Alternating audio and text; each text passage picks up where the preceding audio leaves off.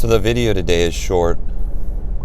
My message today is short, and it's directed to my son, and in response to a few videos that he's made around a goal that he has right now and his work toward that goal. So if he doesn't mind, I'm going to add the links to those videos below, and you can access them there, and that'll give you some context for what I'm addressing. But essentially, his goal is the specific goal is to make $1,000 in 2 weeks within our own neighborhood. And the sub goal or the subtext there is that he's really changing himself. He's changing the way he feels about himself and living what it feels like to push past the limits of his own story and his own identity, because he has this sense that he just needs and wants to be more and to feel more and to live more fully and at a higher level than he has so far in his life. So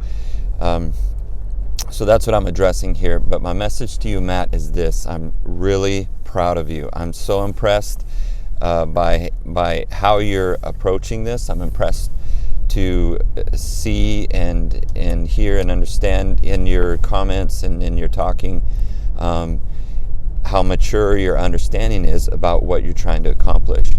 And I want to encourage you that what you're doing is exactly what you need to do to accomplish that goal you brought to me the other night, to fulfill yourself in the way that you described to me that you want to fulfill yourself and be greater and more than you have been.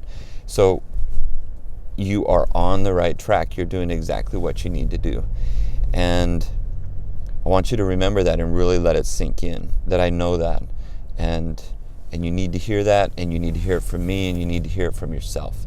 So there it is, and you need to really let that settle in with you, that and to realize that you've found some momentum here. Now, one thing I'll say about your discussion is this: that if you listen to the last video again of yourself talking about your experience, you hear yourself talking a lot about, or mentioning several times, the support that you feel coming to you from the community, from those that you speak with, or even those that you don't speak with. When you see a no soliciting sign, you describe how that makes you feel, that you, even though you recognize even though they're saying it to your face, it still feels like, oh, they don't support what I'm doing. And it leaves you feel a little empty inside and less than before. And it's something that you feel yourself needing to push past. Am I right? Am I right? Yes, I'm right. So you do feel that. And you even say that in your video. So the important thing to understand here is recognize that the reason that you're mentioning that, the reason that you're talking about that, and that it comes up so much in that last video, is because that is really a key element in the boundary that you have set around you. You have this boundary around you, and you're trying to push past it. And as you're trying to push past it, things are happening. You have your beliefs and your what you've lived as your story so far in your life that are that boundary around you. And in order to push past it, you're going to feel resistance from within you and from without you and from the universe that you have lived in so far. It's going to feel like it's keeping you stuck in that place. And so when you're talking about the community or individuals or people not supporting you, what you're actually describing is that boundary around you. And that's what, in order to push past that, you need to realize that it's not about the people there. That's not what you're pushing against. You're not pushing against what they feel. You're pushing against what you believe inside. and what you have told yourself inside, and what you have known, and what you've just accepted as true. And what you have known and accepted as true, and what you felt inside, is that you need support from other people. You need them to believe in you, and you need them to give you encouragement. Now remember that that's absolutely essential to experience that in your life. And you have to, when you do have that as a child and as a teenager, it makes a huge difference in your life. But you need to separate the difference between having that need generally and feeling like you can't go without it. Because at some point you have to recognize that you've got to take yourself past that, and you've got to find within yourself your own belief and change your own belief about yourself and what you can and can't do. And that's what you're addressing here, is you're addressing that question of, why can't I keep doing this? Why can't I just feel ultimately and fully that no matter who it is, I have something to offer them. I have something to make their life better than it was before, no matter how small it is. What's keeping you from feeling that way? And that's how you turn it around, is when you understand that about yourself, then it replaces that need to feel supported by other people, and your boundary expands. And the key is, it expands because of a change that happened inside of you, not because everyone in the world starts supporting you, because that's false.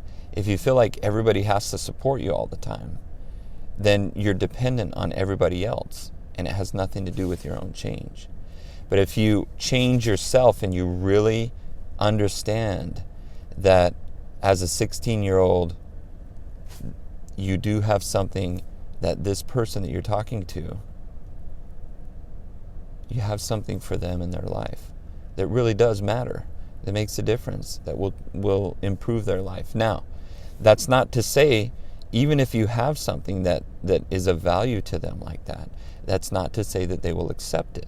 And that's another thing to understand, is that everybody, either because of what's going on in their day, or because of decisions that they made in their life around things, or whatever, they may or may not accept what you have to offer, right?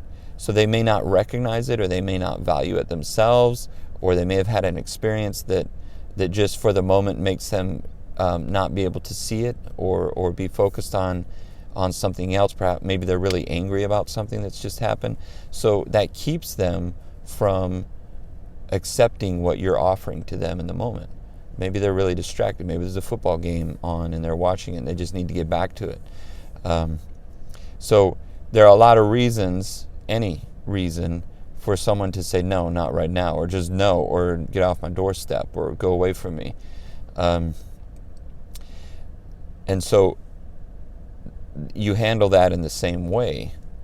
You still have to go back to, do I have something for this person? Yes, I do. I'm absolutely certain about that. And at some point, in the conversation, you realize it's okay. It's absolutely okay for this person to not choose to listen to me, or to accept what I'm offering them. It's completely okay. That's just how it works, because everyone has their agency and their independence to make that decision. So as you go from one door to the next, these are the things that you're routining, that you are incanting back into yourself. And you're not trying to pump yourself up. You're trying to refocus and recenter. All right? You're not relying on music or some thought patterns to get you pumped up and get your false sense of bravado or something like that. You're recentering yourself back into that power and that place where you know who you are and you know what you have, and that takes you, and that's what you offer to each person every single time. And that's how you push past that boundary of needing to feel supported, that's keeping you in the same place. And you'll begin to feel like it's not about whether I get support. It's about how much I know that I have to offer. And that's independent from whether or not other people see that or accept it, because they just may not. But some people will. Some people will. And even when they don't, you can still feel that strong sense. And sometimes there'll be cases where, as you develop as well, as you develop this understanding and it becomes more clear to you, it will be much easier for you to engage in conversation, because there's nothing that you have to lose. Zero. Nothing that you have to lose. In every conversation where someone tells you no, you're learning something every single time. And that adds up over time. Every little one adds up. And it also changes you. It gives you that sense of complete resilience in knowing who you are and always being able to go back to who you are. And then you just go on to the next thing. One more thing I'll say is you mentioned also the difficulty in general of just creating this new pattern in your life where you have a sense of absolutely have to do this versus this is something I really want to do, or it's a goal, or it's something that I'm working toward and it would be great if I get it. Moving from that to this just clear sense that's with you all the time, that's just pulling at you of I have to do this. And your have to needs to be centered on yourself. And you talk about that. Your have to is, I am becoming the guy who does this. I'm the guy who can talk to anybody about anything because I know that I have something to offer them. I'm going to add something here for you. That right now you're focused on what you have to offer to these people is a service. You can help them improve the clutter in their life. You can help them improve their home. You can help them improve some of the physical things around them. That's what you're offering to them. But as you grow and mature and get more experience in life, the things that you have to offer people are going to expand to include a broad range of things and a real depth. And sometimes what you have to offer someone is a boost just for the next few hours in their life because of the interaction with you and the energy that you create with them and your ability to help them feel better about themselves and their life and their family or whatever it is. And it can be very brief.